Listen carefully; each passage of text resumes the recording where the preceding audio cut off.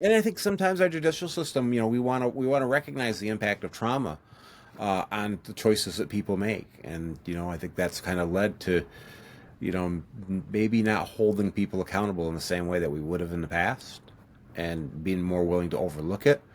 Yeah. But I always find it ironic how we want to expand things and be progressive in that type of an area, but yet we don't want to recognize the impact of trauma on that officer and being in the middle of a life or death situation Right. and having to make split second decisions, and all of that. And it's like, wait a minute, this isn't fair. It can't Yeah. be for one and not the other, because we're still at the end of the day, whether it's police, fire, EMS. One thing I try to remind people, you're at the end of the day, you are a human being first. You Yeah. can't deny that.